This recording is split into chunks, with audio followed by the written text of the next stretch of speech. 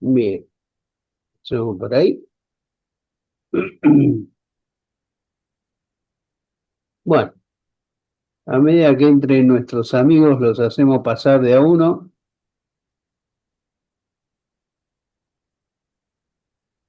A ver, voy a cortar esto.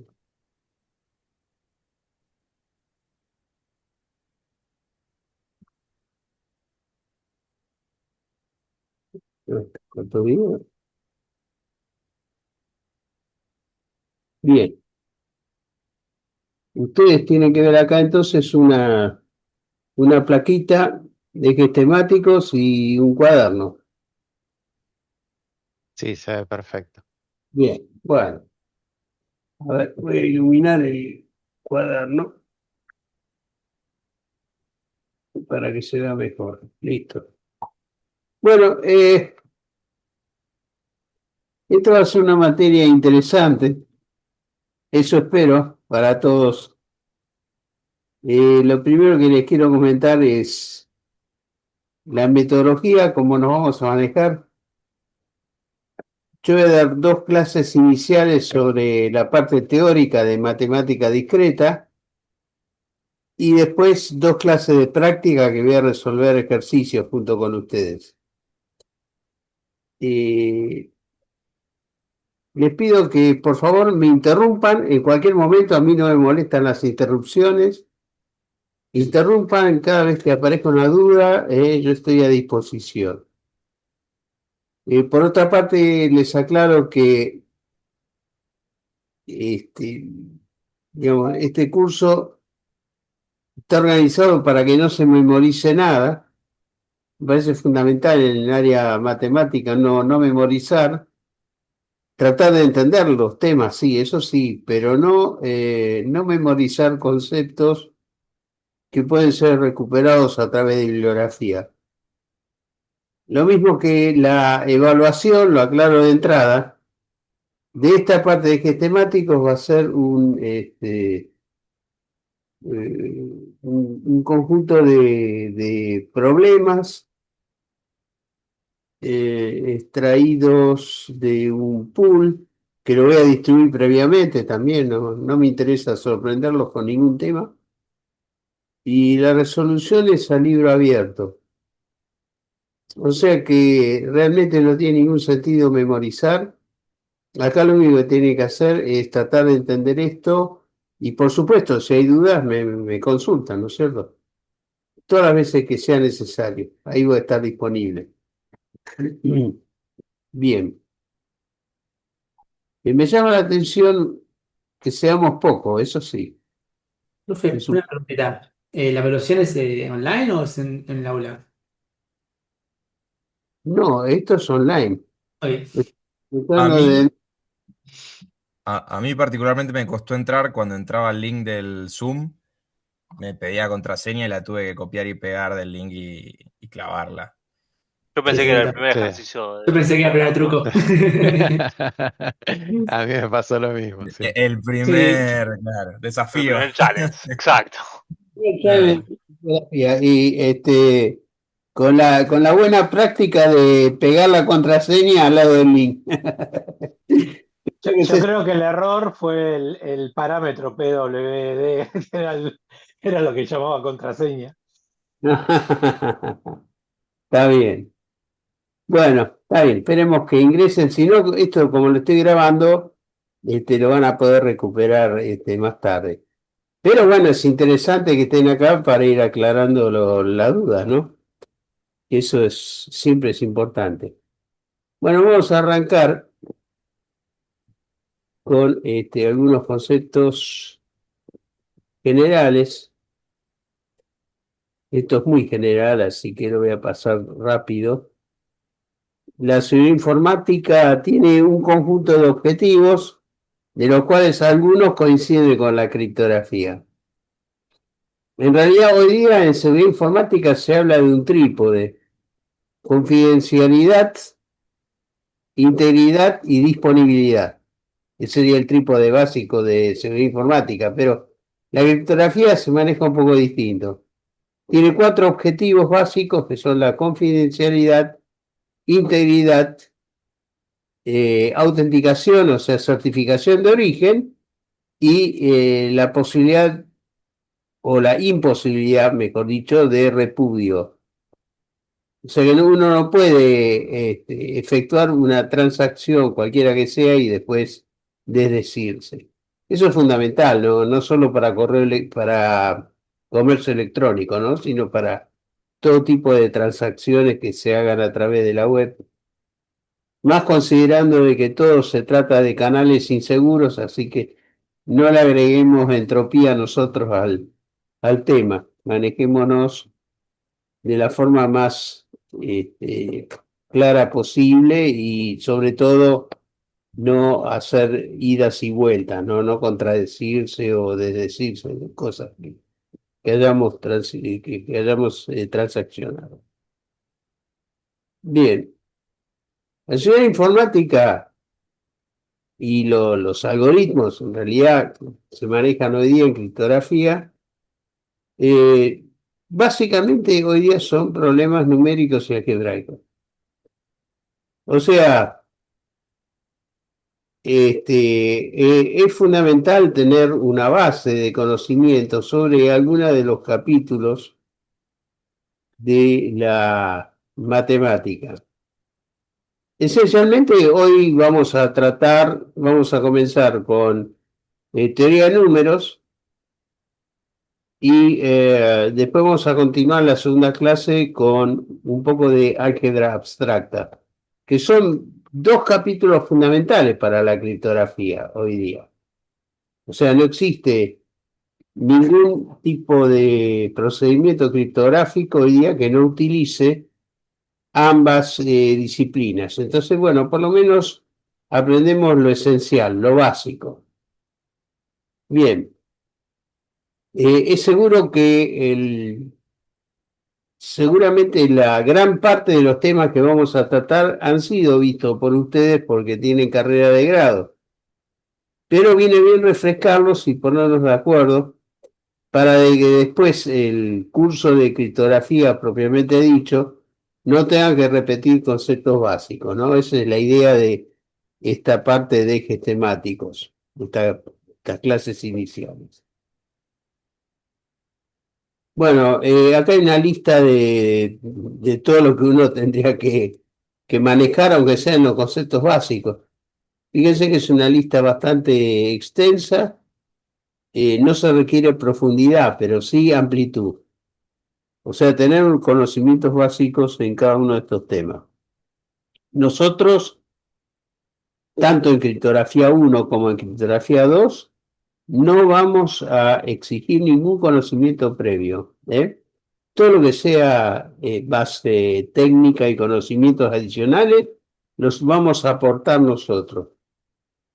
O sea que tampoco se tiene que preocupar demasiado por esto, pero aquellos que tienen ya su conocimiento sobre alguno de estos temas, le va a resultar más simple la cursada, eso es cierto.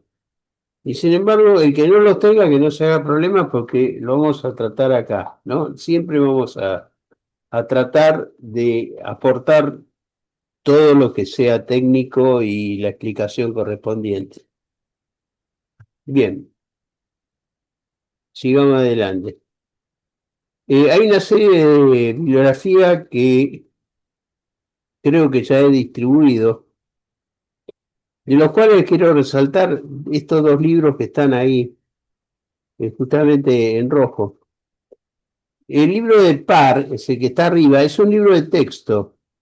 O sea, es muy bueno para aprender criptografía, tiene ejercicios internamente, cosa que lo distingue de un libro de consulta.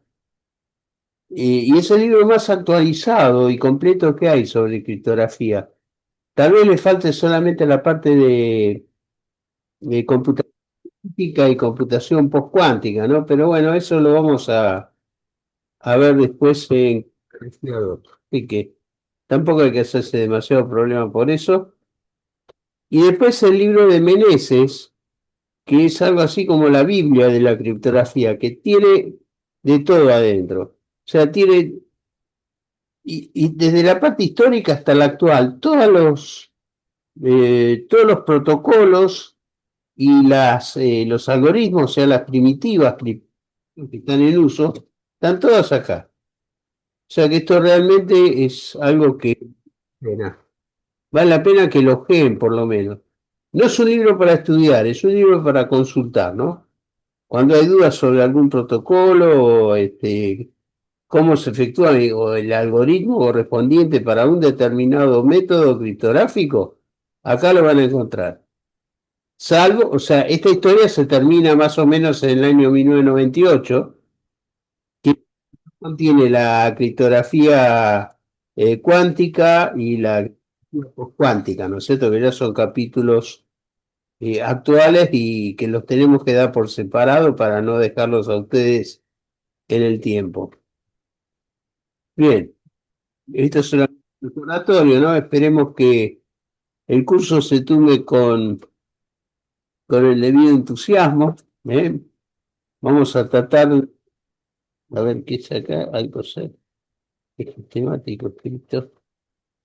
Sí, bueno, epa, se me complicó la cosa porque están apareciendo ventanas que no quiero.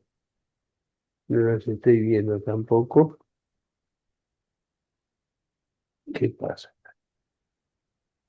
A ver, un segundito, ¿eh?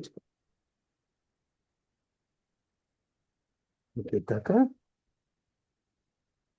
Perfecto. Listo.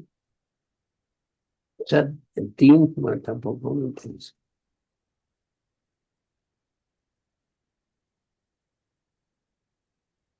Es como se me complica, con las ventanas.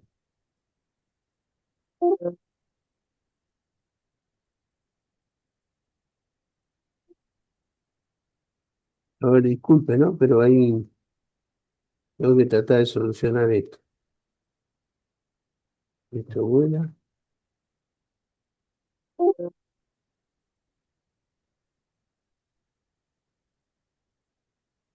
Epa.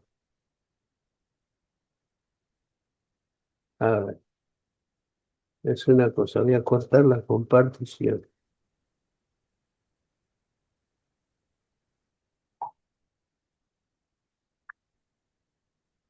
Voy a pasar solamente a esta compartición. Ahí está.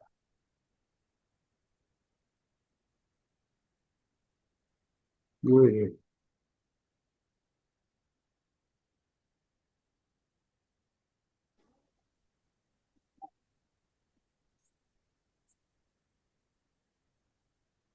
Tiene de ventana que son. Bueno,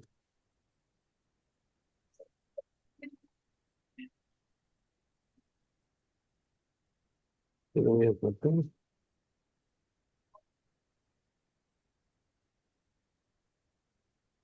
Voy a concentrar exclusivamente en esto.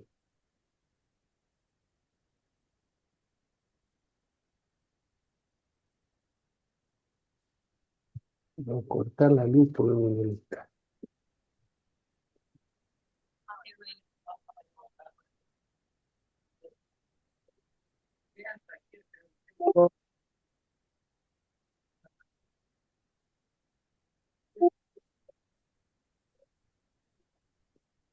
Se me mezcló el team acá.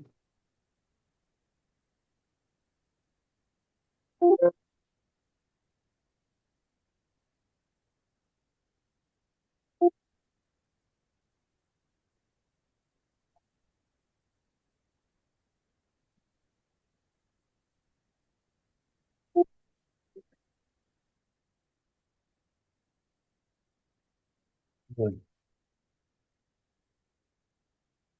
voy a tratar de seguir adelante con lo que tengo nomás. A ver, ¿qué pasó con la ventana? Ahí está la otra ventana. Bien.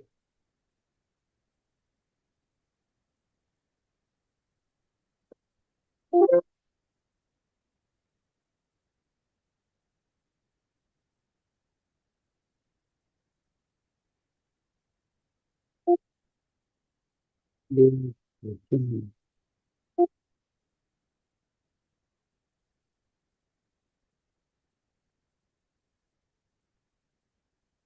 voy a tratar de manejarme como está, porque tengo una ensalada de ventanas acá, que en este momento no la puedo cerrar. Bueno, en general las placas que voy a presentar tienen 3 niveles. Lo que me interesa que veamos y que ustedes comprendan, lo que va a estar marcado como A. Después el resto es material auxiliar, ¿no? Incluso hay un material complementario, ¿no? Pero eso es más para profundizar.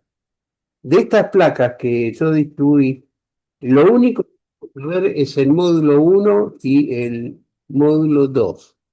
O sea, todo lo que sea teoría de números y álgebra, nada más. El resto queda como cultura general. Bien, vamos a meternos entonces en la teoría elemental de números. Ahí está. Y vamos a pasar con las definiciones. Vamos a empezar por acá. Números enteros. Epa, están ingresando por eso. Bueno, en general, el conjunto de los números enteros, evidentemente son aquellos que se manejan sin punto decimal, ¿no? Esos son los enteros. Se representa como el conjunto Z. Z es simplemente el conjunto de todos los enteros.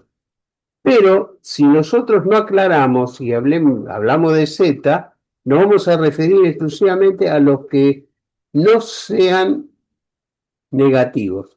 O sea, del 0 en adelante, 0, 1, 2, 3, etc. Los naturales y el 0. Ese va a ser el conjunto Z, digamos, por definición básica, ¿no? Bueno, llamamos divisor, ¿qué es un divisor? Entre enteros.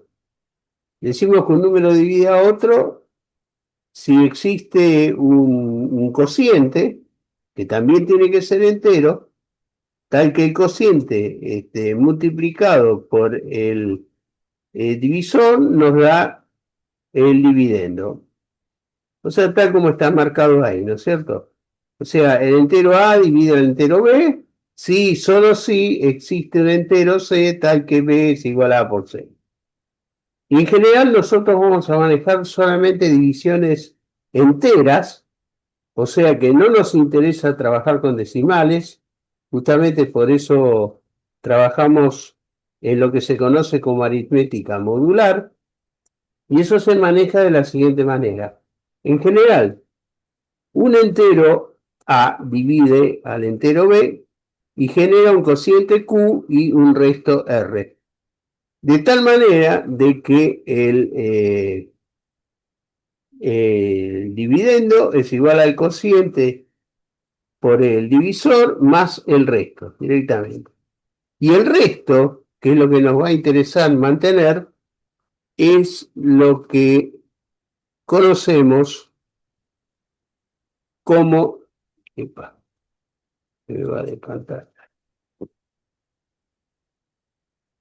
Perdón,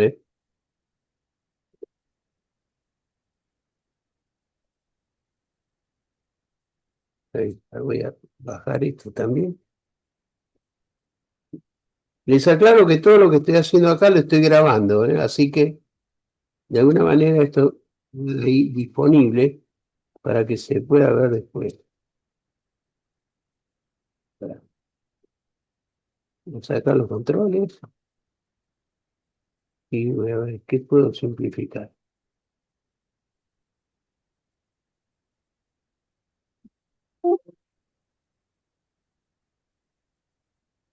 Limpié un poquito más la ventana.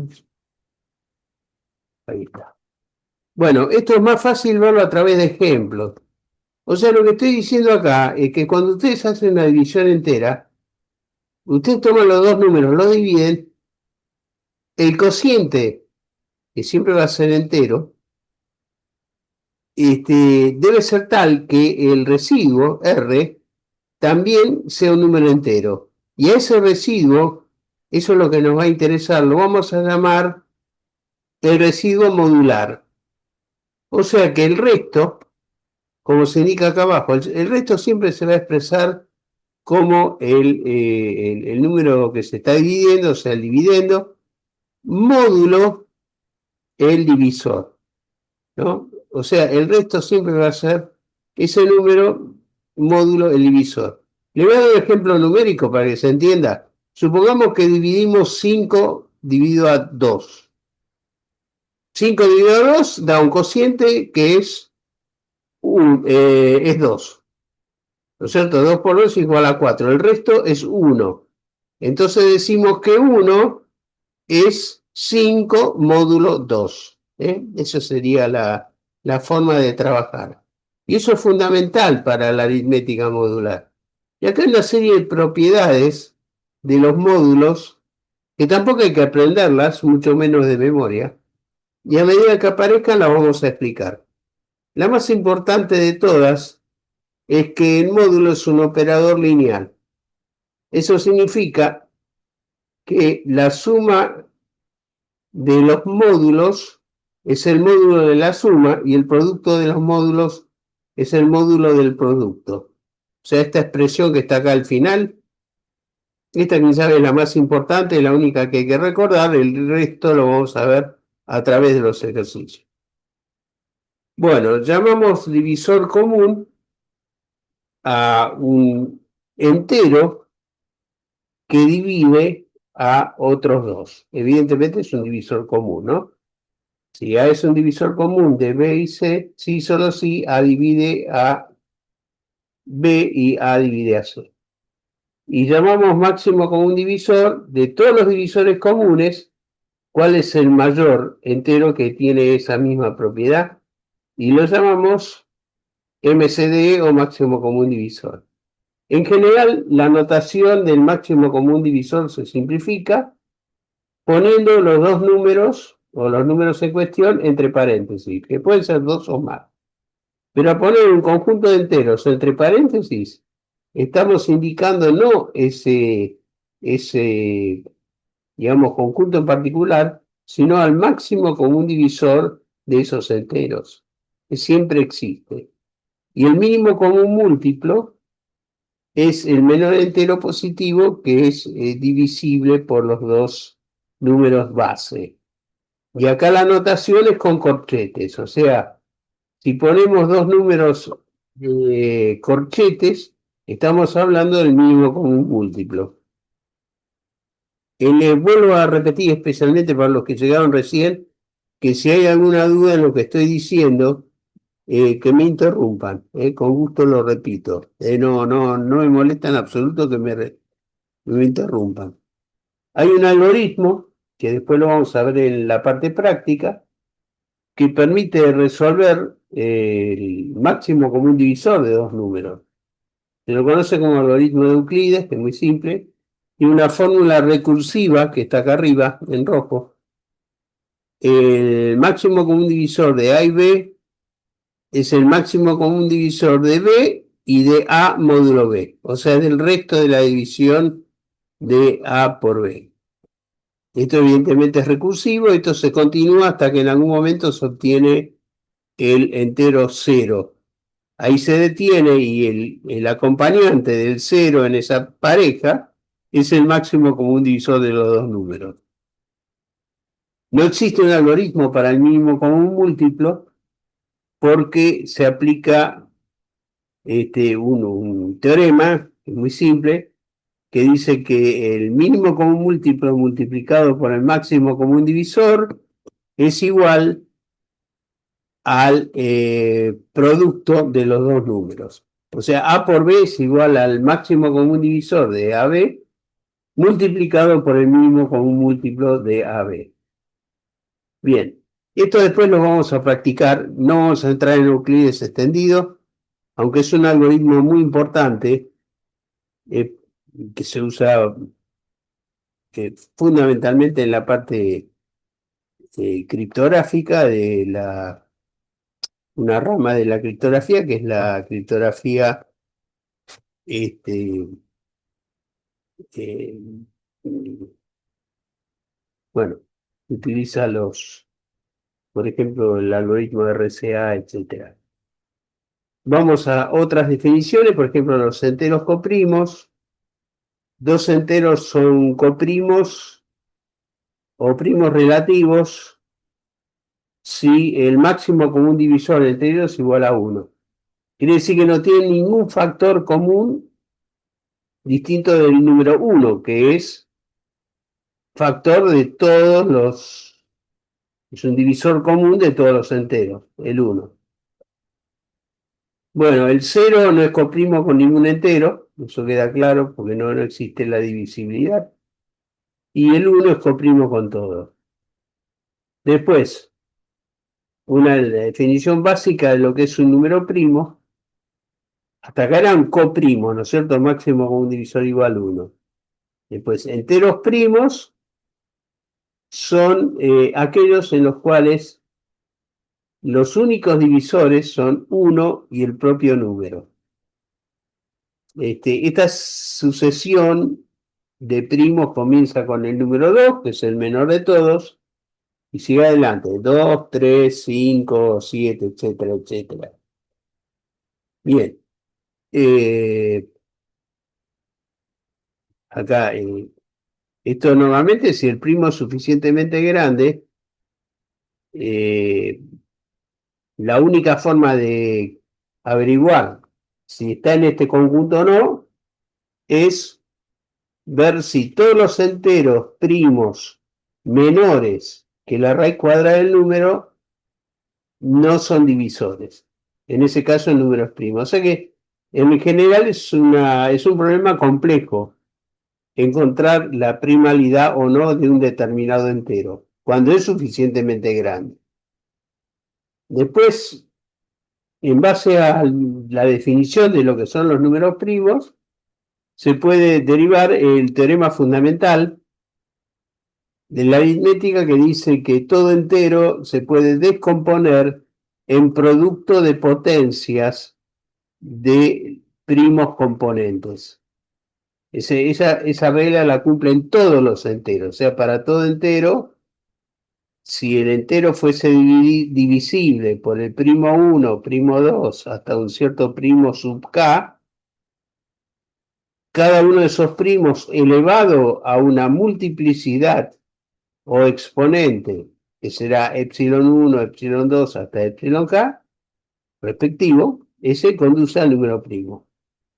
Por ejemplo, podríamos decir que el número 10 es igual a 2 a la potencia 1 multiplicado por 5 a la potencia 1. ¿No? Eso es trivial, ahí no se pone el exponente, lógicamente, por el exponente 1 no hace falta indicarlo. O sea, 10 es igual a 2 por 5. Pero esta regla se cumple para todos los enteros y es muy importante. La descomposición de un entero en sus factores primos se conoce como problema de la factorización y juega un rol bastante importante en la criptografía asimétrica. Bueno, después vamos a hablar de eso más adelante. Simplemente van las definiciones. Una de las funciones más importantes de la teoría de números es el indicador. La función indicador o función phi lo que nos dice es cuál es el número de enteros coprimos con un determinado en el intervalo que va de 1 a n. Intervalo que va de 1, la cantidad de coprimos forman el indicador. El cálculo del indicador es fácil de hacer cuando uno dispone de la factorización. O sea, si uno puede descomponer el número en factores primos, entonces es muy fácil calcular el indicador. Pero si no existe esa factorización, se trata de un problema complejo. Bien, acá hay algunas de las propiedades. Quién sabe, la más importante es esta, de que el indicador de un número primo es igual a p menos 1. cosa que después vamos a fundamentar cuando veamos los órdenes multiplicativos de los números, etcétera. Bueno, y cuando dos números son coprimos, o sea, si el máximo común divisor es igual a 1, entonces el phi del producto es igual al producto de los phi. O sea, el phi también es un operador lineal. Bueno, y acá está la fórmula general de cálculo de este indicador en el caso que tengamos la descomposición con el teorema fundamental de la aritmética. Si tenemos al número factorizado como producto de potencias, olvidándose de los exponentes, con las bases nomás aplicamos esta fórmula y obtenemos el valor de phi. Bien, yo también después le voy a mencionar cómo a través de pequeñas aplicaciones en Android, bueno, yo lo tengo en Android, pero ustedes lo pueden conseguir equivalentemente este, para, para iOS, lo que sea. Permiten resolver esto directamente por cómputo. Cuando hace falta uno lo obtiene directamente a través de cómputo. Después se lo voy a enseñar en la parte práctica.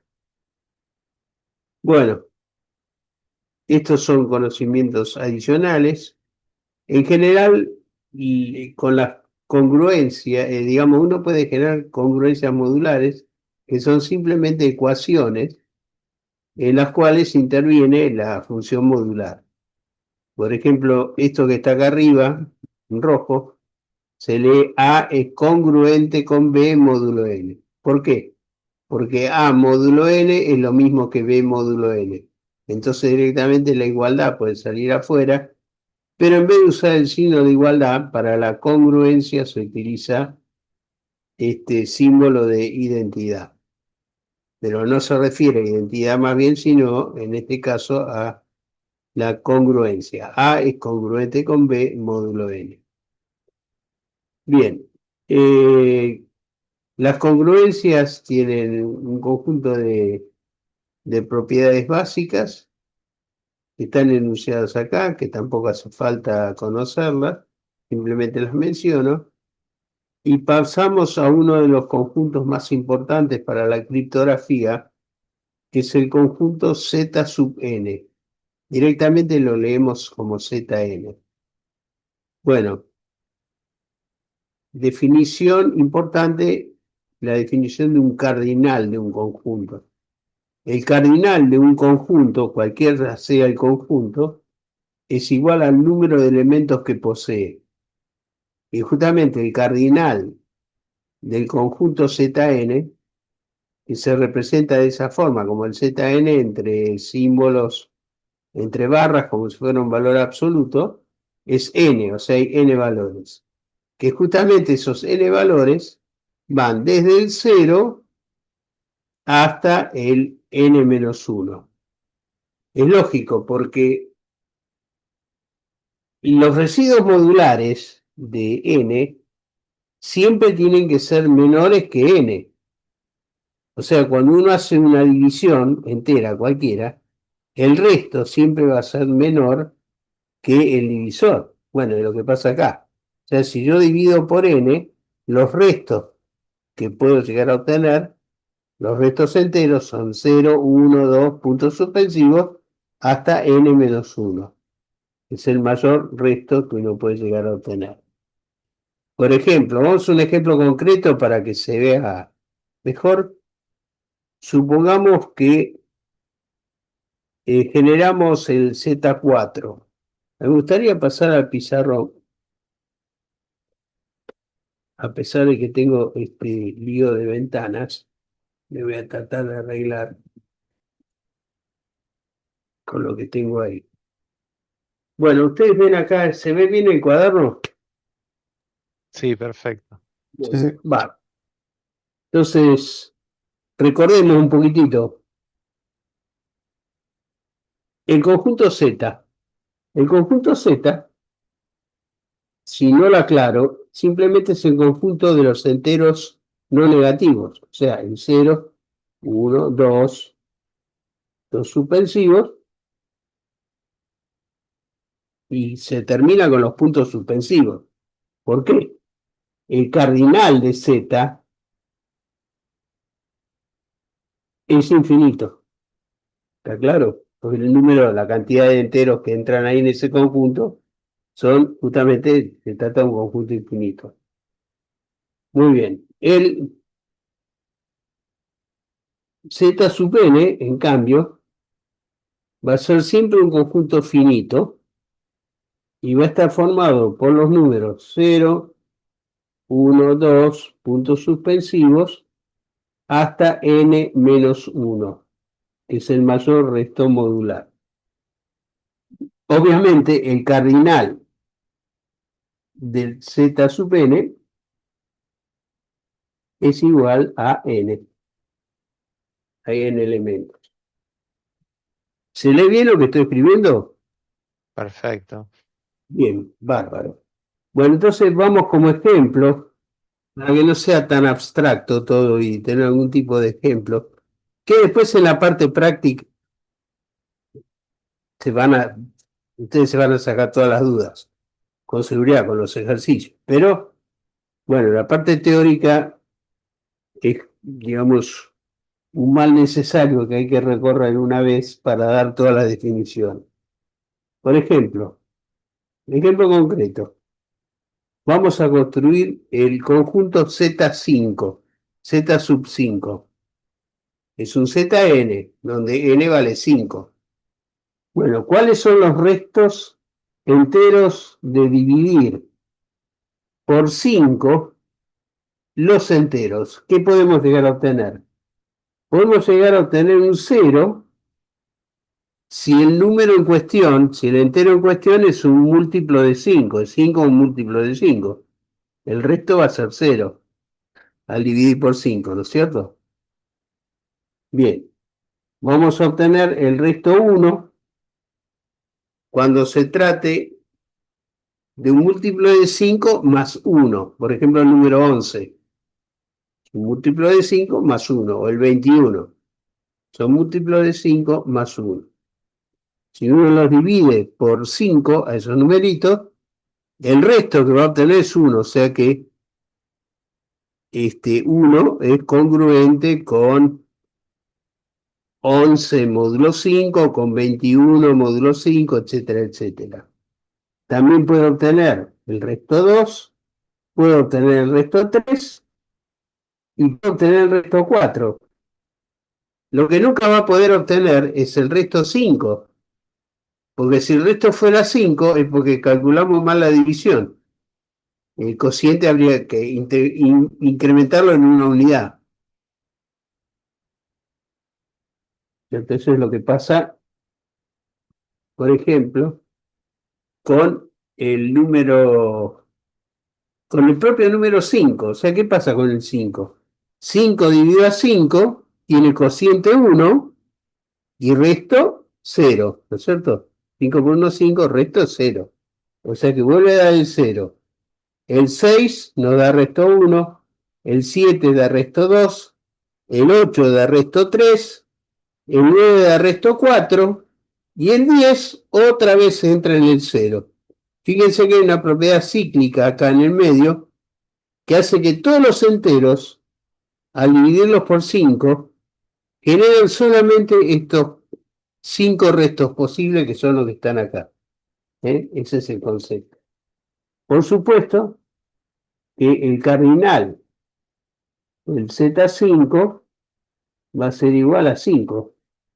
Son 5 elementos que están acá adentro. Bien, esa es la definición básica de los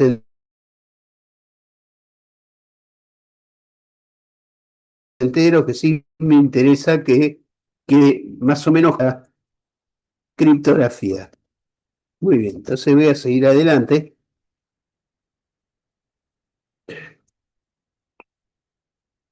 Bien, hemos visto entonces el conjunto Zn, seguimos adelante. Y vemos lo siguiente. En el conjunto Zn, nosotros podemos definir el concepto de la inversa aditiva. Esto es una forma elegante de decir que estamos haciendo una resta o simplemente que estamos trabajando con números negativos a los cuales los transformamos en positivos. Vamos a ver el concepto de la inversa aditiva, lo vamos a ver con un grafo, para que se vea un poco más claro gráficamente. Vamos a ponerlos con los elementos de Z5, lo ponemos en un grafo simple. 0, 1, 2, 3 y 4. Estos son los 5 elementos, como si fuera un pentágono, que tenemos ahí marcado por los vértices. Bien. Para el número 0, ¿cuál es el número que sumado a 0 nos da el número 0? Eso es lo que es la inversa aditiva. Entonces pensemos, hay un elemento de estos 5 que si lo sumamos a 0 nos da 0 como resultado. ¿Cuál es ese número? 0. El propio 0. Quiere decir que acá podemos hacer un grafo de este tipo. Para el número 1, ¿cuál será su inversa aditiva? O sea, ¿qué número le tenemos que sumar a 1 para que nos dé 0 como resultado? Es un 4.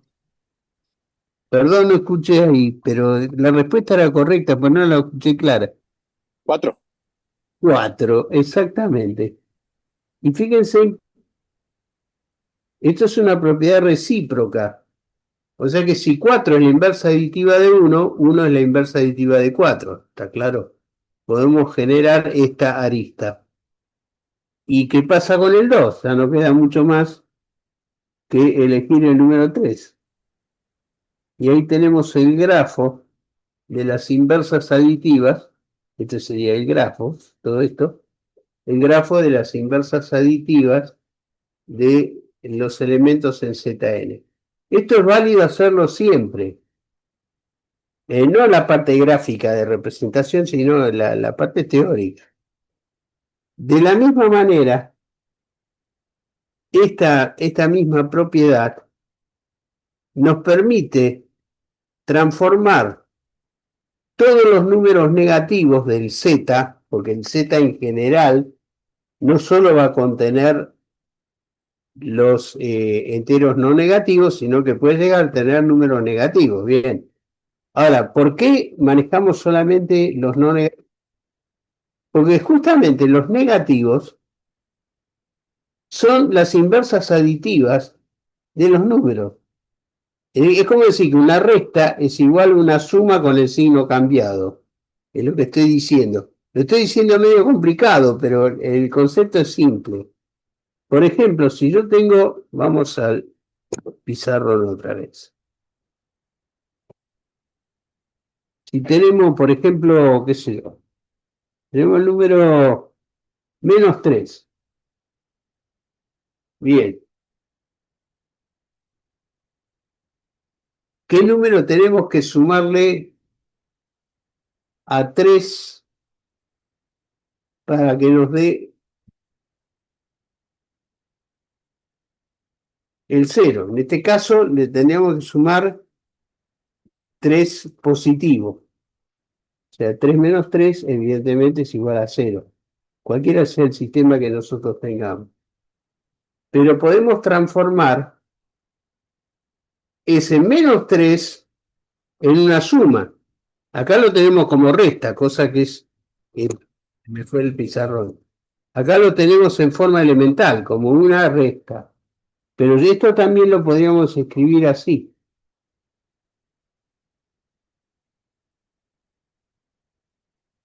3 menos 3 igual 0. Pero también 3 más 2, como suma modular, también nos da 0. Quiere decir que el -3 es equivalente al más 2, porque si uno lo suma modularmente, esta en la operación módulo 5, obtenemos el mismo valor 0. Quiere decir que para módulo 5, hablar de menos 3 es lo mismo que hablar de más 2. De la misma manera, uno puede transformar todos los números negativos en positivos en cualquier conjunto que tengamos, ya sea Z o un ZN. Lo único que tenemos que hacer es sumarle tantas veces el módulo como haga falta hasta llegar a un valor positivo. Por ejemplo, ¿cómo transformamos menos 3 en positivo con esta última regla? Le sumamos el módulo. Fíjense que a la suma le estoy poniendo un circulito.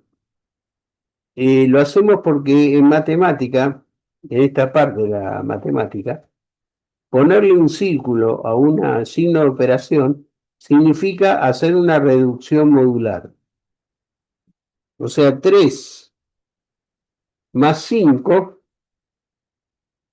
menos 3 más 5, eso evidentemente lo damos vuelta, 5 menos 3 es igual a 2. Bueno, pues si tendría un número más grande, por ejemplo, menos 13, menos 13. Si yo le sumo 5, no obtengo un número positivo. Le tengo que sumar un múltiplo de 5. Por ejemplo, 5 por 2.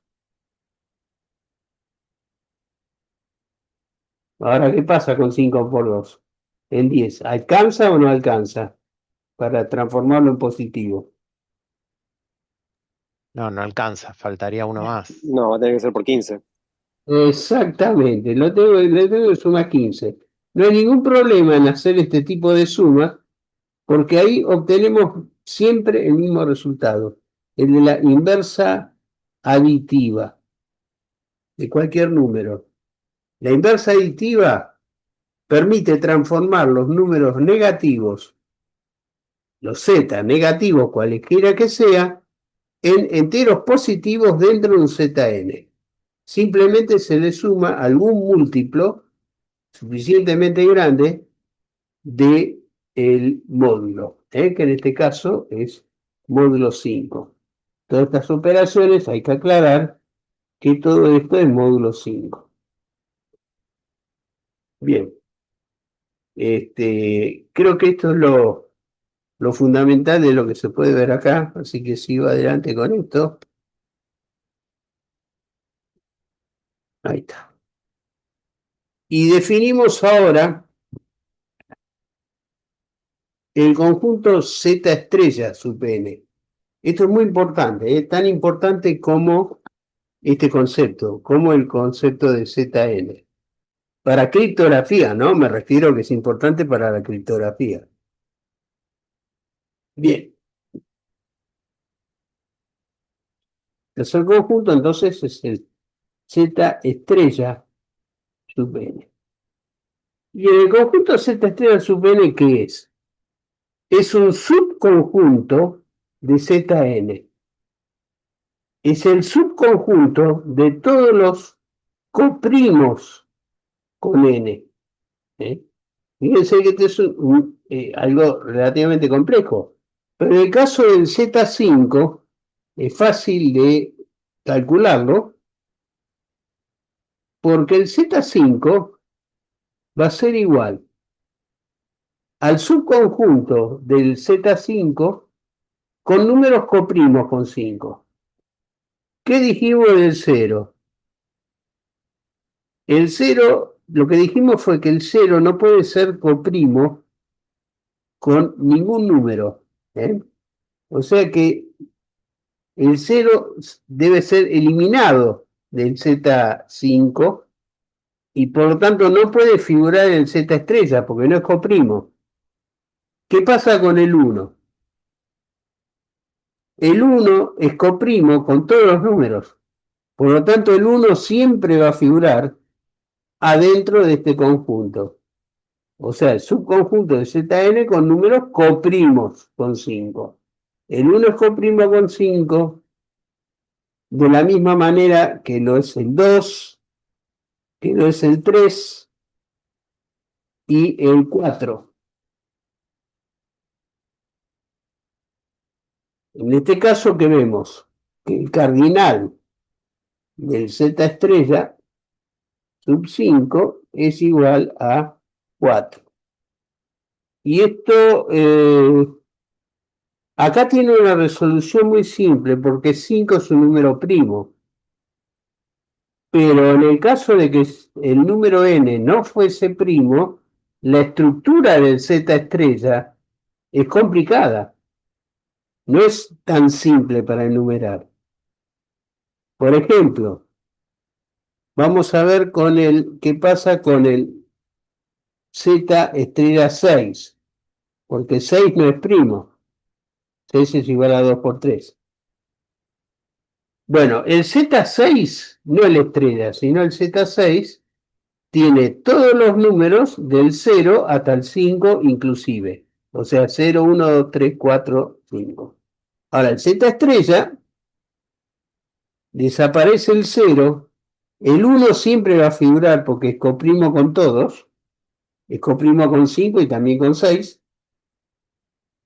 El número 2 será coprimo con 6, o sea, ¿tienen algún factor común mayor que 1? Te estoy poniendo una pregunta un poquito más complicada, ¿no? Pero viene bien para pensar un poco en el tema. Evidentemente, el 2 no es coprimo con 6, porque el 2 y el 6 son ambos divisibles por 2. Entonces, por lo menos tiene algún divisor que es mayor que 1, divisor 2.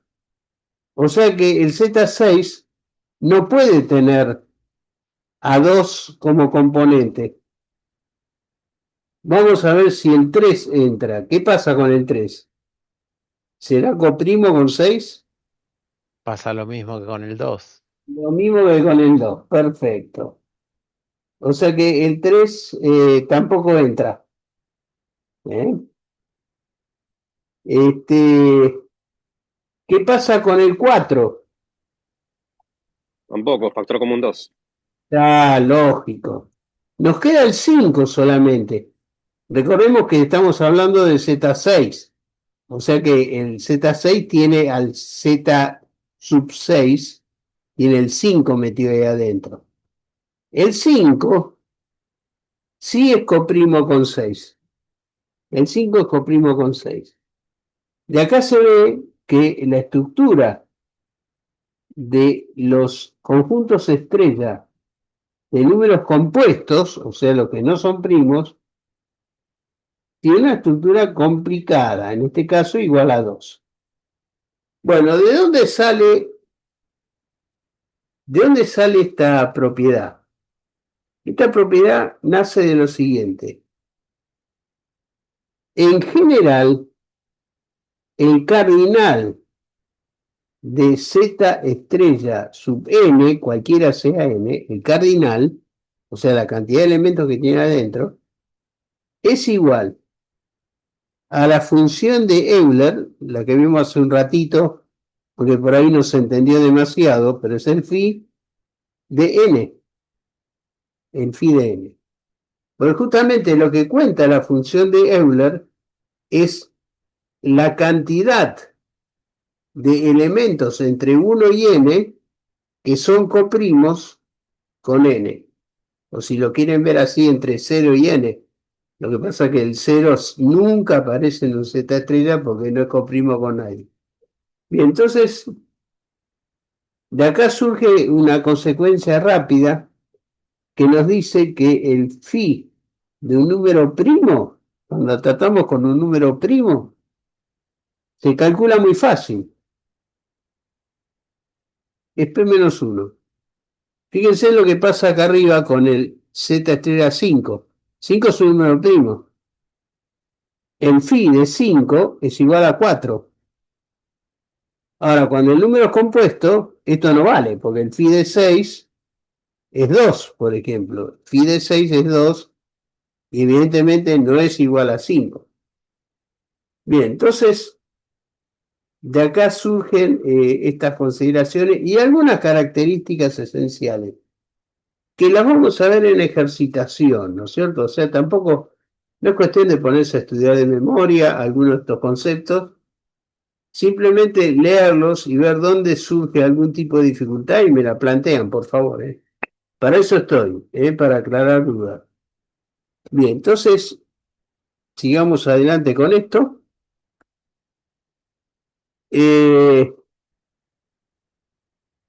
Bien, acá lo aclara, ¿no es cierto? El cardinal de los Z estrella son iguales al phi de n, o sea, función de Euler de n. El conjunto de los enteros módulo n coprimos con n. Eso es lo que es el Z estrella n. Que en realidad es un subconjunto del Z sub n. En particular, si n es primo, tiene una estructura muy fácil de deducir. Fíjense en el Z estrella 5, vamos al pizarrón, pues estoy hablando de eso. Fíjense en el Z estrella 5, la estructura que tiene el Z estrella. Tiene todos los enteros que van desde 1 hasta n-1, ¿no es cierto? En este renglón, el n es igual a 5. Bueno, figuran todos los enteros desde 1 hasta n-1. Y decimos que es un conjunto denso. El conjunto es denso porque entre dos componentes no existe uno tercero. Lógico, entre 1 y 2 no hay ningún entero. Entre 2 y 3 tampoco hay un entero. Entre 3 y 4 tampoco. En cambio, en el conjunto Z estrella 6 es un conjunto que no es denso, porque aparecen dos números en los cuales hay números intermedios que son enteros. Por ejemplo, el 2, el 3 y el 4. Bueno, esas son algunas de las características que tienen estos Z estrellas. Bien, entonces vamos a ver después en la parte teórica, a medida que avancemos en teoría de números, que esta función de Euler juega un papel muy importante que se aprovecha en criptografía. Muy bien. Nosotros habíamos definido de alguna manera las inversas aditivas en Zn. O sea, si tenemos, vamos al pizarrón,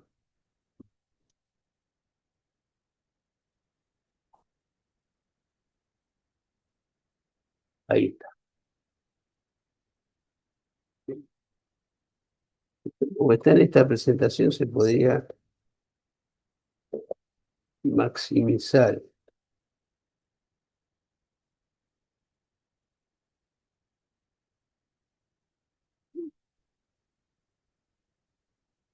Epa. Mm,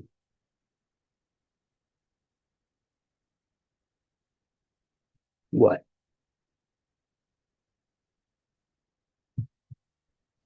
claro, no lo voy a maximizar porque tengo este pequeño embrollo con las ventanas. Lo que sí es lo siguiente. Nosotros para Zn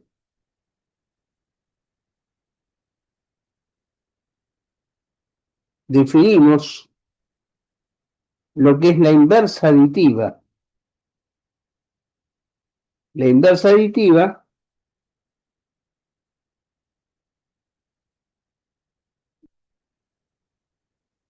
aditiva de cualquier elemento A perteneciente al Z sub n es igual a un elemento B perteneciente al mismo conjunto Z sub n, tal que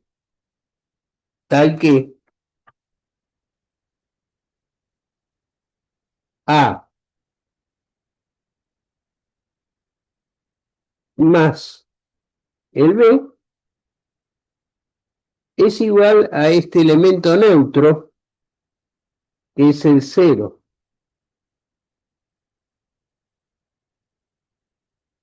¿No? Operación módulo N. Eso podría ser la definición formal de lo que es la inversa aditiva. Bueno, con los Z estrella se puede hacer algo equivalente si en vez de la suma trabajamos con el producto modular. Nosotros decimos, para ponerlo en comparación uno con otro, en el Z estrella N definimos la inversa multiplicativa de cualquier elemento A perteneciente al Z estrella sub N como un elemento B perteneciente al Z estrella sub N, tal que, y ahí viene la propiedad, que A multiplicado modularmente con B nos conduce a la identidad o al elemento neutro de ese conjunto, que es el número 1. Así como el 0 es el elemento neutro de la suma, el 1 es el elemento neutro del producto. Antes decíamos, en términos simples, lo que acá está definido formalmente, en términos simples decíamos lo siguiente, que si nosotros le sumamos 0 a cualquier número, no lo modificamos. Y si le multiplicamos por 1, tampoco lo modificamos. De ahí sale. Y como esa regla se cumple para todos los números, para todos los enteros, lo llamamos justamente al elemento neutro para la suma al 0 y elemento neutro para el producto, el 1. Entonces, vamos a hacer una representación de esto. Recordemos qué pasaba con la suma aritmética.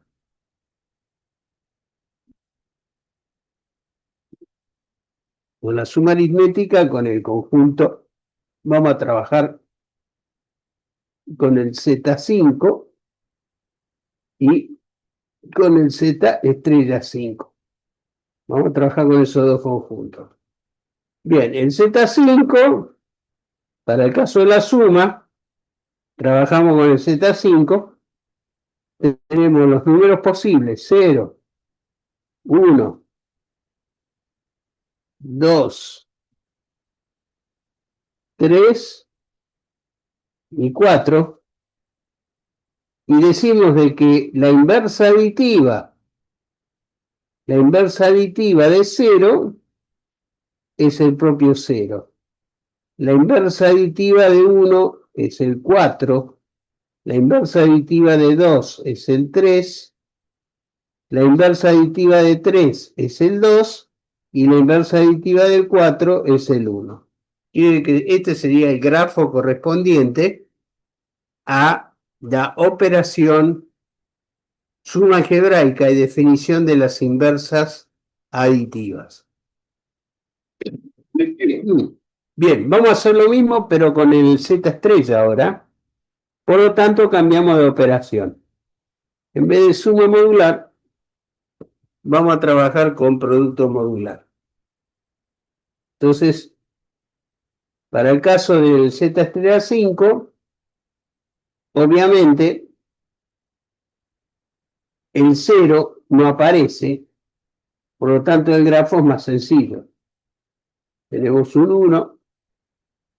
Recordemos que acá estamos trabajando con Z estrella, por lo tanto el 0 no aparece.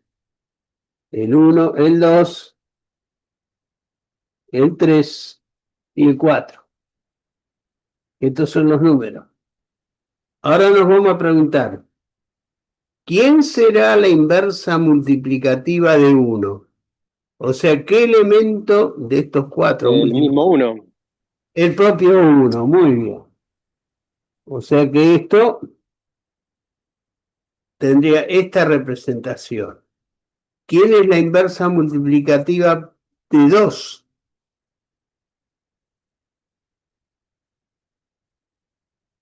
El 6.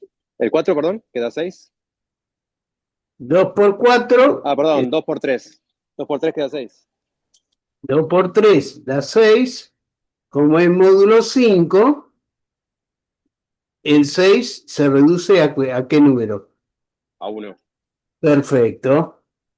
Por lo tanto, el 3 es la inversa multiplicativa de 2. ¿Cuál será la inversa multiplicativa de 3? El mismo 2. El mismo 2. Perfecto. ¿Y qué pasa con el 4? ¿Cuál será la inversa 4 no tiene. del 4? ¿Eh? No tendría. A ver. Capaz que sí que tiene. Ah, ¿el 4? No, ¿el 1? El propio 4. Ah, 4 es por verdad. 4 es 16, ¿no es cierto? Si lo reducimos módulo 5, ¿cuál es el resto? 16 dividido a 5, ¿qué resto tiene? El resto 1, sí. El 4 es su propia inversa multiplicativa. Fíjense que los dos grafos, tanto el grafo de la suma como el grafo del producto, son grafos simétricos. ¿Queda claro? Son grafos simétricos. Pero son diferentes, lógicamente, porque las operaciones son diferentes. Pero es bueno ver esto así, ¿no es cierto? En forma gráfica, porque también aclara a veces los temas. Bien, muy bien. Entonces hemos definido acá la inversa multiplicativa. Y aparece una regla que es interesante que la sepan, y ya se la menciono acá, que es la siguiente. Que la inversa multiplicativa, me estoy inventando este símbolo, inversa multiplicativa de un elemento A, voy a obviar de que A pertenece al Z estrella sub n,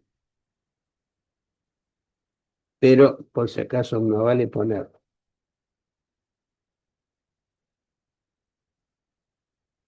Es igual a A,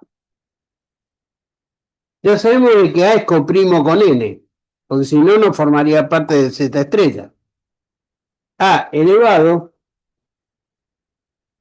a la phi de n menos 1. Todo esto en módulo n.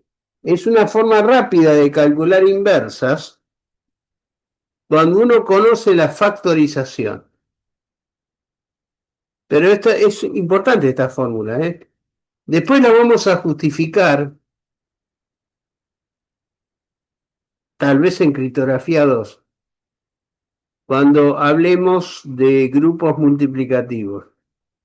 Porque esto, digamos, esto no es letra muerta. A ustedes por ahí se les parece, y esto que tiene que ver con criptografía. Esto es la criptografía hoy día, ¿eh? Después cuando vean los ejercicios, se van a dar cuenta de por qué ocurre eso. Pero bueno, esta última propiedad es la que está escrita acá abajo, ¿no? La inversa de A. Fíjense que acá hay una notación especial para las inversas multiplicativas. La inversa multiplicativa se la puede definir directamente como A a la menos 1.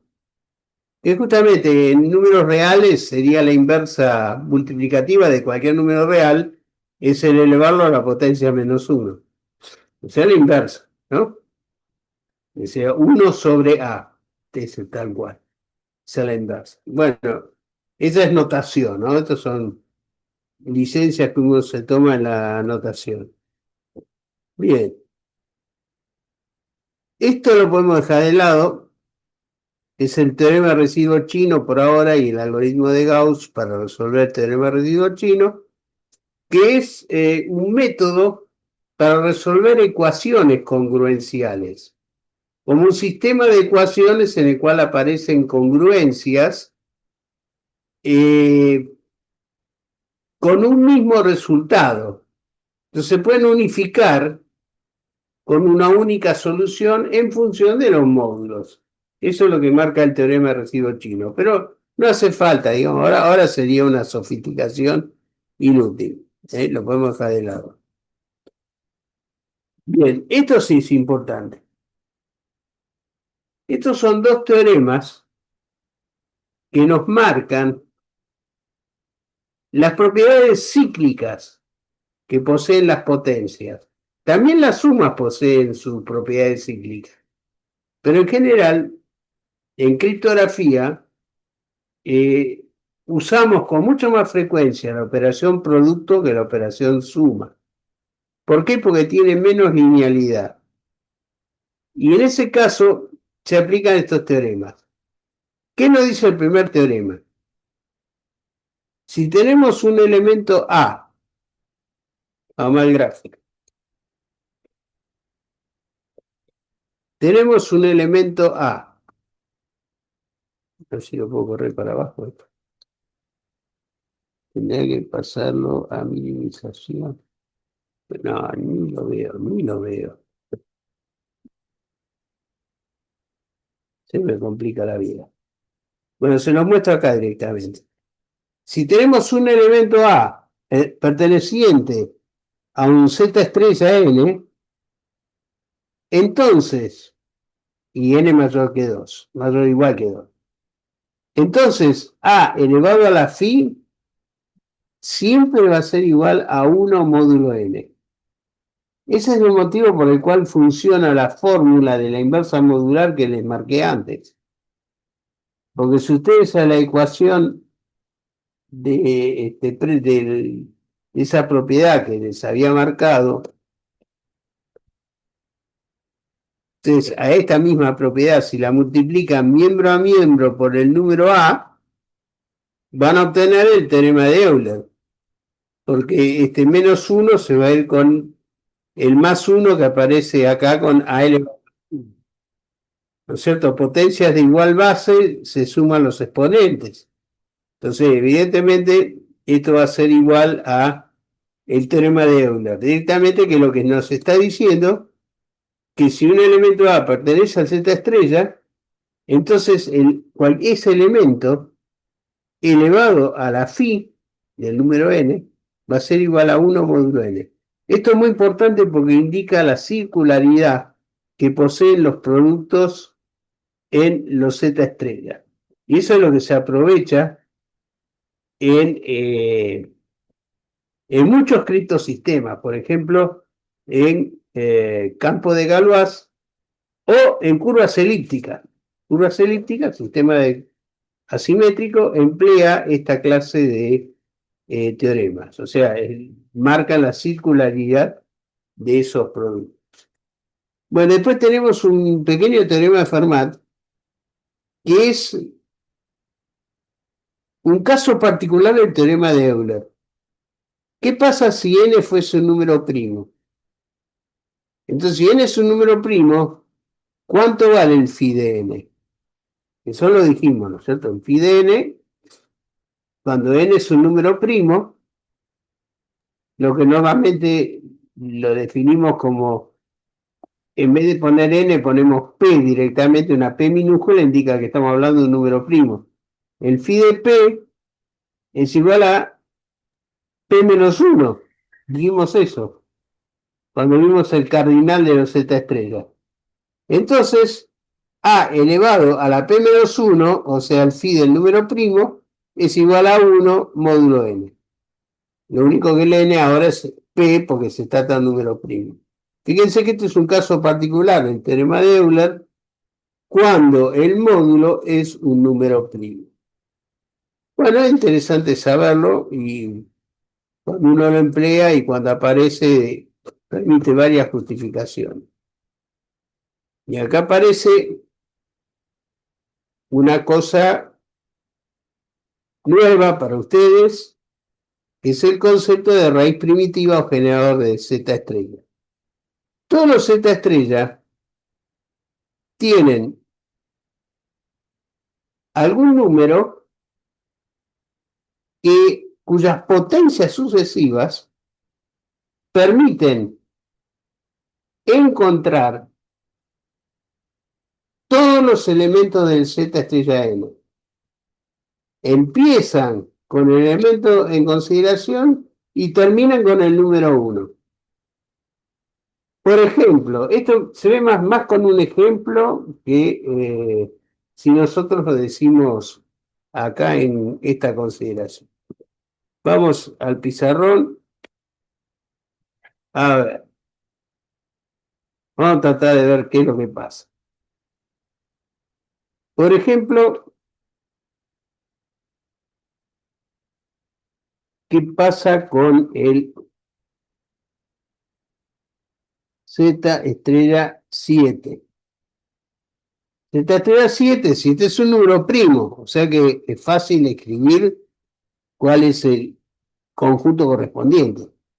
Tiene todos los números hasta P-1. Este es el Z estrella 7. Muy bien. Vamos a ver qué pasa con las potencias sucesivas de 2. Vamos a ver si 2 es un generador de conjunto Z7. Vamos a ver qué pasa con 2 a la 1, módulo 7. 2 a la 1 es igual a 2. Módulo 7 es igual a 2. Vamos a ver qué pasa con el 2 elevado al cuadrado. 2 elevado al cuadrado es el número 4. Módulo 7 sigue siendo 4. Como el número es menor que el módulo, no genera ningún resto que no sea ese mismo número. Y 2 al cubo es igual a 8. Pero 8 módulo 7, ¿cuánto nos da? 1. 1. Y como 1 es el terminal de esto, porque 2 a la cuarta nos va a dar 2, 2 a la quinta da 4, 2 a la sexta da 1, 2 a la séptima 2, 2 a la octava 4, y así sucesivamente. O sea que se va a cumplir este ciclo 2, 4, 1 inexorablemente. O sea, lo que existe ahí es un ciclo. Y vemos de que este ciclo de productos del número 2 no es un generador porque no genera todos los elementos de este conjunto. Vamos a probar qué pasa con el número 3. 3 a la 1 es igual a 3. 3 al cuadrado es igual a, que sería 9, módulo 7, 2. 2. Muy bien. 3 al cubo, y acá le voy a dar un truco para no sacar potencias elevadas. El módulo de la potencia sucesiva es igual a el número de base multiplicado por el último residuo. O sea, esto nos tiene que dar igual a 6. Esto uno lo podría verificar independientemente. Multiplico el último por 3. O sea, por ejemplo, este 3 multiplicado por 3 me da 9, módulo 7 da 2. 2 por 3 es 6, módulo 7 da 6. 3 a la cuarta es una forma rápida de calcular las potencias. Es 6 por 3, que es igual a 18. 18 módulo 7 es el múltiplo de 7 que más se le aproxima, que es 14. De 14 4. nos da 4, perfecto. 3 a la quinta es igual a 3 por 4, que es 12. Módulo 7, 5. 5, muy bien. 3 a la sexta es igual a 5 por 3, que es 15. Módulo 7, 1. 1. Y ahí termina la historia, porque si yo hago 3 a la séptima, nos vuelve a dar el número 3, 3 a la octava, 3 a la novena, 3 a la décima, a la 11, a la 12, a la 13, 14, 15, 16, hasta el infinito. O sea que se sigue este comportamiento cíclico. Pero 3, fíjense que genera todos los componentes, 1, 2, 3, 4, 5 y 6, todos los componentes del Z estrella, terminando con el 1.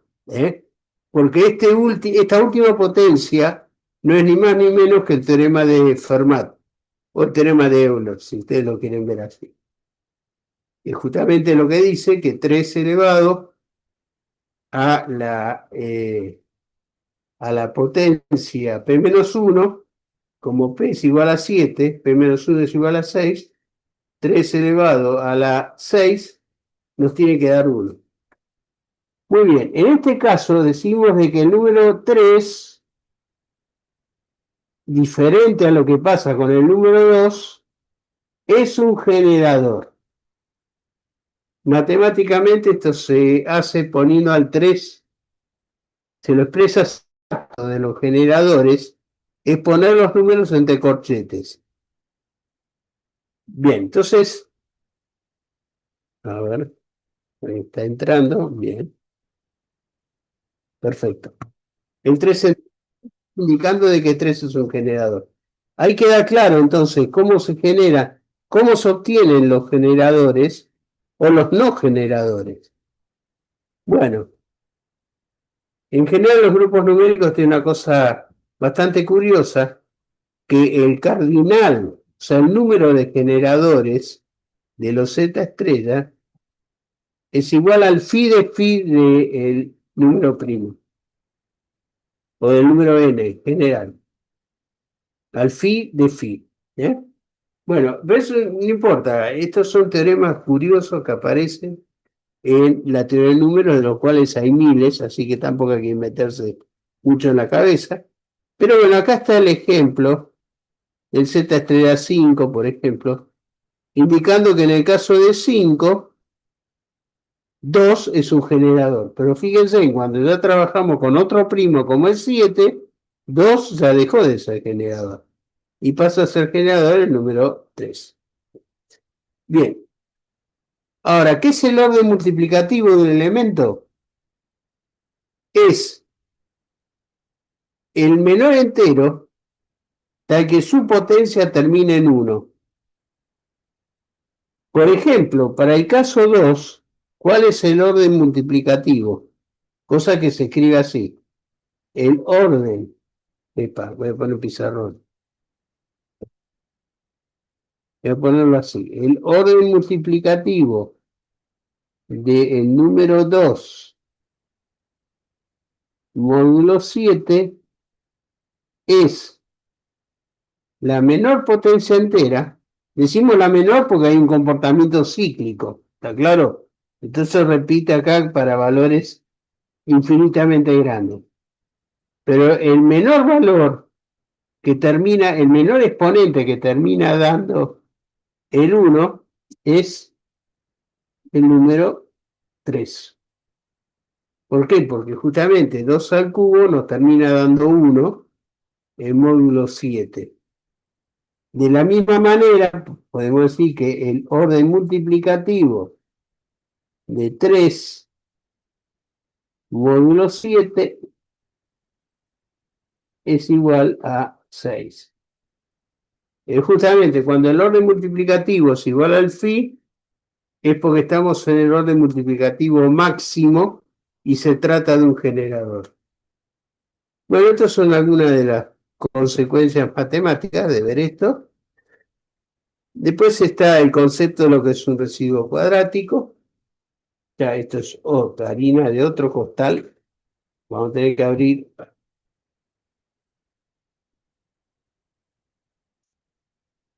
una nueva hoja y vamos a ver el ejercicio en el pizarrón, que va a ser más fácil. Bien.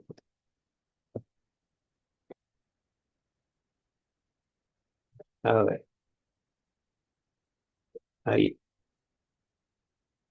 Bueno, cuando tenemos un conjunto Z estrella, en particular un Z estrella de un número primo, sabemos que el Z estrella de un número primo está formado por, siempre conviene volver a repetir esto para que se vea, esto es igual a todos los enteros que van desde 1 hasta P-1, está el valor de phi.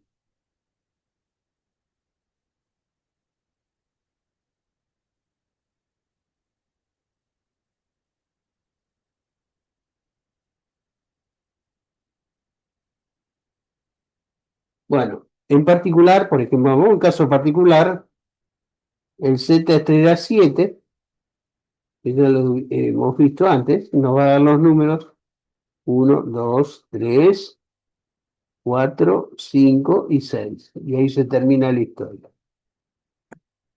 Bien. ¿Qué es lo que se llama como residuo cuadrático?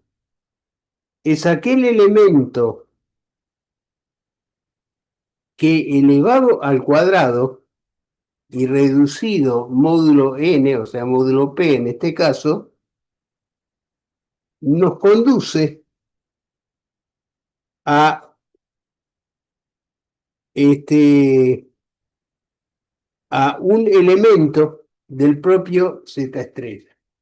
O sea, es un problema de existencia. Si existe una potencia que genere ese número es residuo cuadrático. Bien, por ejemplo, el 2, para un ejemplo, el 2, ¿será un residuo cuadrático? Cosa que se representa habitualmente con este símbolo, como Q y el módulo correspondiente. Nos estamos preguntando si alguno de estos elementos, del 1 al 6, elevado al cuadrado, nos conduce al número 2 como residuo. Bien. Pregunta. ¿El 1 cumple con esta propiedad? ¿Este 1? 1 al cuadrado, ¿cuánto es? Esto es fácil, Uno. ¿eh? 1. Bueno, obvio. Entonces, ese 1 es distinto de 2. O sea que 1 no es residuo cuadrático. O sea, el 1, esto lo escribiríamos así. El 1 pertenece al complemento de los residuos cuadráticos del 7. 1 pertenece, es un no residuo cuadrático. ¿Está claro? Lo pongo así, como perteneciente al conjunto complemento. A ver, ¿qué pasa con el 2? 2 elevado al cuadrado, que es 4. Módulo 7. ¿A qué número conduce? 4. 4, por lo tanto el 2 también queda fuera. 3 al cuadrado, módulo 7. 2. El 2, exactamente. El 3 al cuadrado conduce al número 2. Quiere decir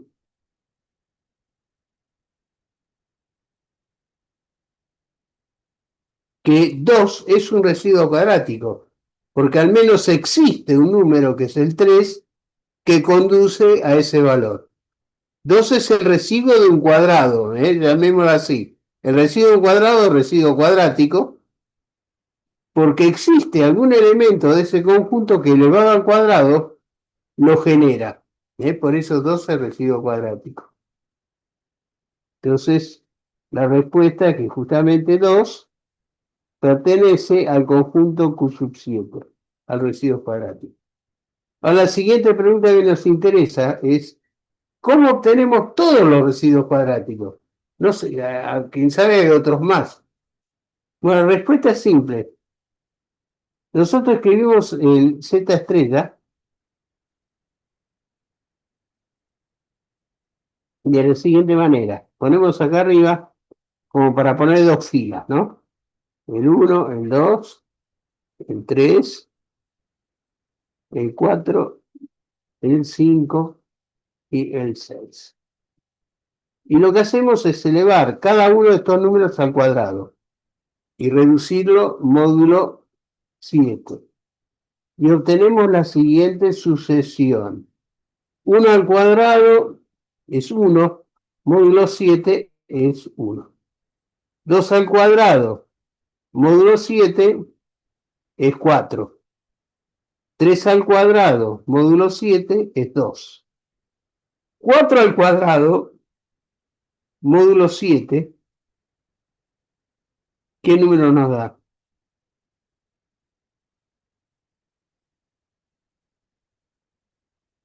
4 al cuadrado es 16, ¿cierto? A 4, No, no. 2. 2. Nos da 2, porque 16 y el múltiplo de 7 que se aproxima es el 14. Entonces 16 menos 14, 2. El 5 al cuadrado, que es 25, con el 4. múltiplo nos da 4. Y el 6 al cuadrado es 36, módulo 7, 5 por 7 es 35. 6 al cuadrado, que es 36,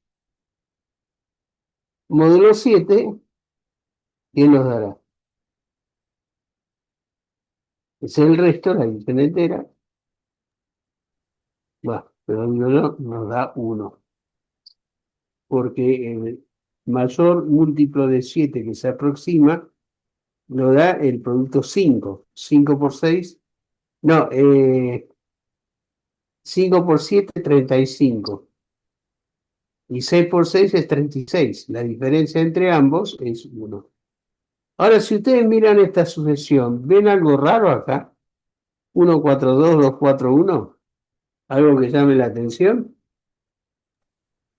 Es Capicúa. Es Capicúa, exactamente. Matemática, para decirlo en términos más finos, es un palíndromo. Esa es la definición fina, digamos, que tienen los capicúas. Bien, significa que cuando uno calcula los residuos cuadráticos de un número, no hace falta calcular todos, basta calcular la mitad primera.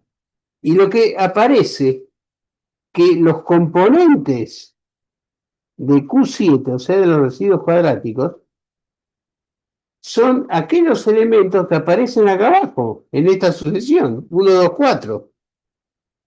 Quiere decir que los residuos cuadráticos de 7 son en orden el 1, el 2 y el 4. Y los no residuos cuadráticos, o sea, el conjunto complemento, es el conjunto de Z estrella, excluyendo el 1, 2 y el 4. Por lo tanto, este va a tener el número 3, el número 5 y el número 6. También acá hay una cosa curiosa, que es la siguiente. ¿Qué pasa con los cardinales de Q sub P y el complemento de Q sub P? ¿Cómo son los cardinales?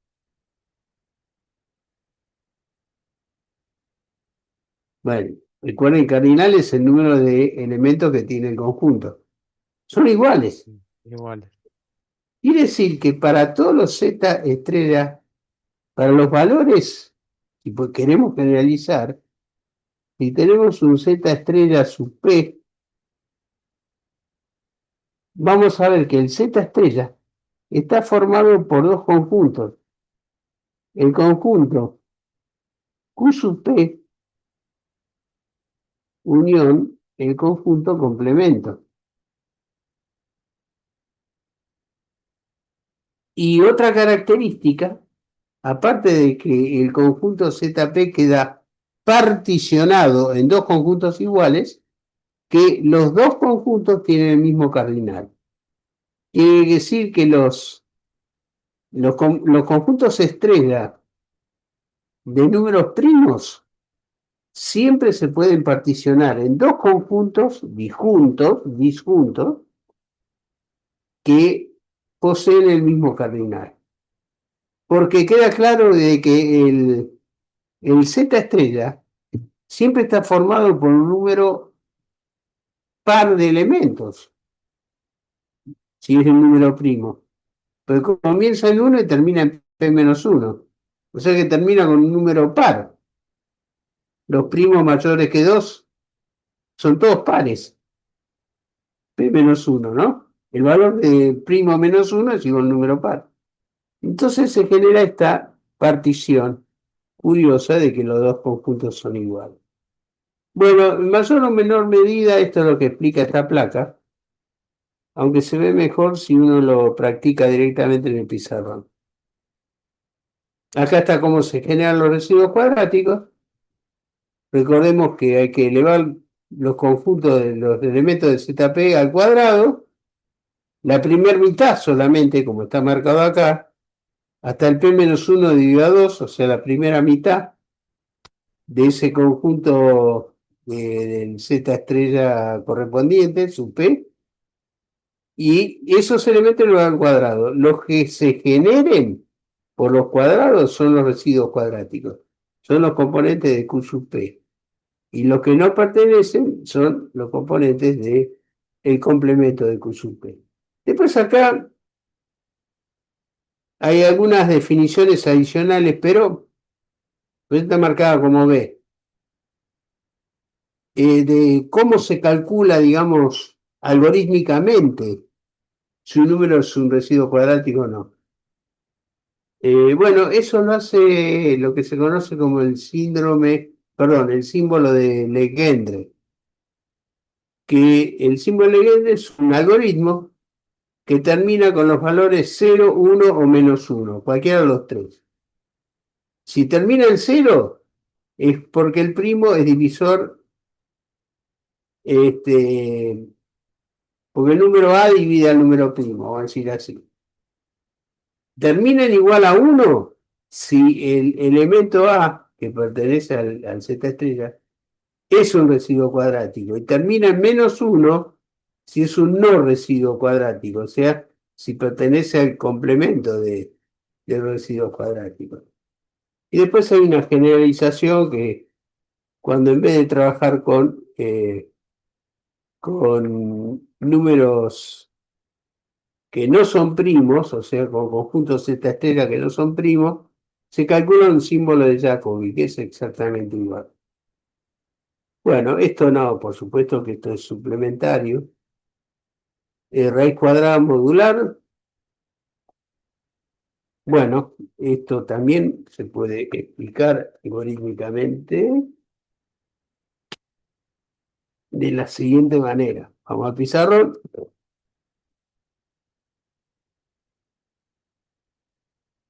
Ahí está. Y vemos que un número A perteneciente a un Z estrella sub n posee la raíz cuadrada modular, cosa que podríamos escribir de esta manera, A a la U medio, es como una licencia que nos tomamos con la anotación. sí, solo sí,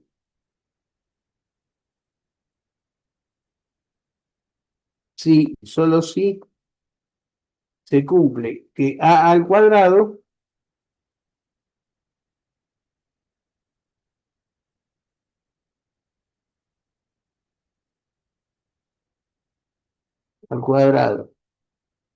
módulo n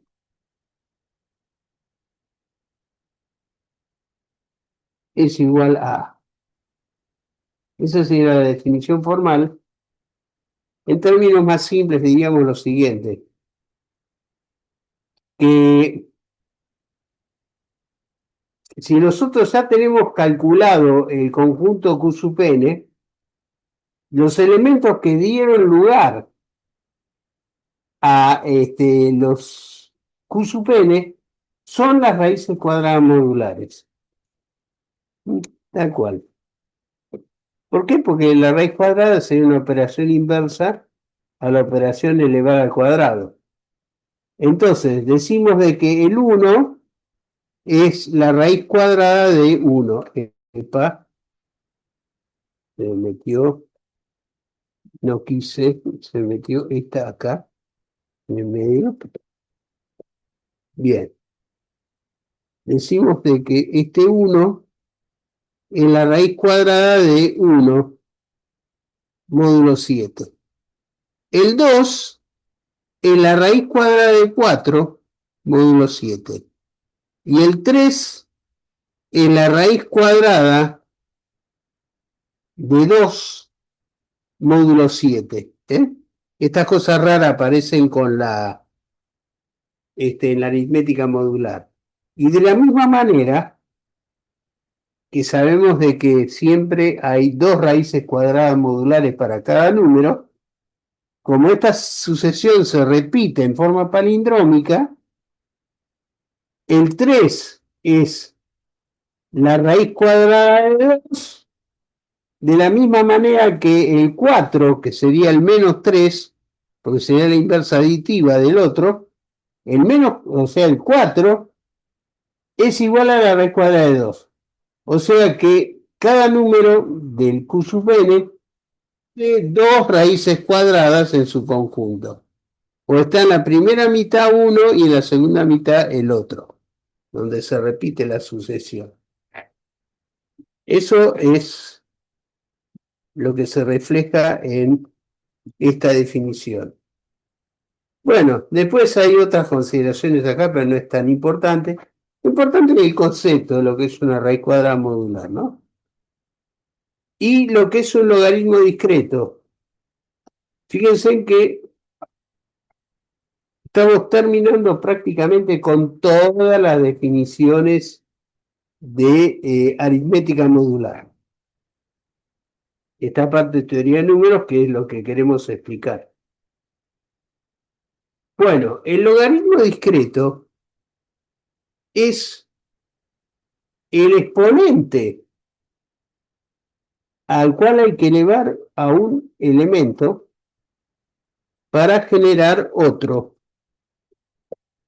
Por ejemplo, a la x es igual a b. Si esto es una operación módulo n, diremos de que x es el logaritmo discreto en base a del número b. Esa es la definición de algoritmo discreto. Y esto en operación módulo n, no siempre en operaciones modulares. Bien. O sea, a los exponentes se los denomina, en aritmética modular, se los denomina logaritmo discreto. ¿Por qué se le puso ese nombre? Bueno, porque justamente había que distinguirlo de, primero, de los logaritmos en números reales, ¿no? Empecemos por ahí. Y segundo, porque es una operación frecuente que se usa en varias ramas, por ejemplo, en criptografía. Se usa muchísimo en criptografía el concepto de los logaritmos discretos. Bueno, y aparecen más que todo en algoritmos de algoritmos criptoanalíticos. Bueno, ahí está escrito lo mismo que puse en el pizarrón, pero está acá más prolijo. Y este es el último concepto. Ahí terminamos. Porque justamente en la clase que viene vamos a hablar de álgebra abstracta. Bien. Bueno, llegado hasta acá, no les pregunto ni lo que entendieron ni lo que dejaron de entender, porque estoy casi seguro que a esta altura deben estar un poco confusos, con justa razón. Algunos porque esto, quién sabe, lo vieron parcialmente durante la carrera, pero hace mucho tiempo, entonces no es cuestión de exagerar. Y para otros tal vez hay demasiados conceptos nuevos. Bien, yo por eso distribuyo justamente para qué distribuyo estas placas. Distribuyo estas placas para que ustedes tengan la posibilidad de releer los conceptos. No estudien de memoria, traten de entender los conceptos. Y aparte pueden guiar por la grabación, ¿no? Dicho sea de paso, yo voy a tratar de cortar la grabación acá para no incluir demasiadas cosas raras. A ver, sí, acá, room, pause recording, stop record, stop, yes.